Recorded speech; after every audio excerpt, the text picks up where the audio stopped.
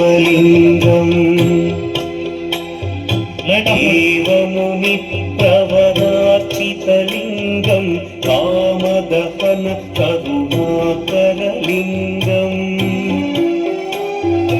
रावणदर्पविनाशकलिङ्गं तत्प्रणमामि सदा शिवलिङ्गम्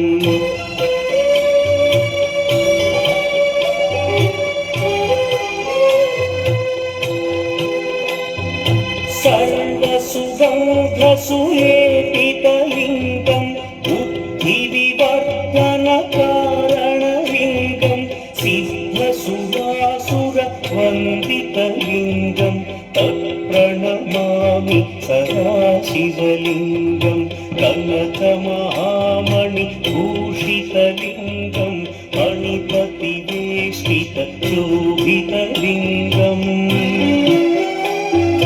दक्षसुयज्ञविनाशनलिङ्गं तत्प्रणमामि सदा शिवलिङ्गम्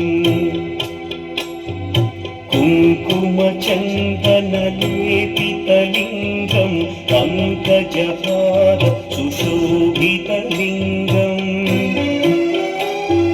सञ्चितपापविनाशनलिङ्गं तत्प्रणमामि सदा शिवलिङ्गम्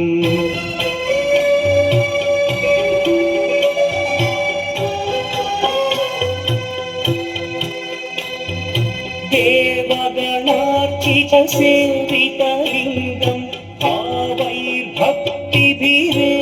च लिङ्गं दिनकरकोटिप्रभाकरलिङ्गं तत्प्रणमामि सदा शिवलिङ्गम् अष्टदलोपरिवेष्टितलिङ्गं सर्वसमुद्भवकारणलिङ्गम्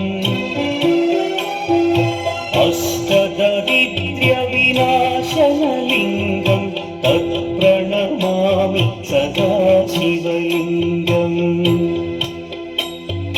सुरगुरुसुरवरपूजितलिङ्गं सुरवनपुष्पसरार्चितलिङ्गम्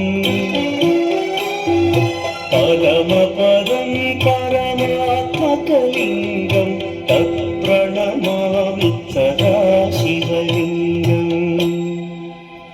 लिङ्गाष्टकमिदं पुण्यं यः पठेच्छिवसन्निधौ शिवलोकमवाप्नोति शिवेन सह मोदते।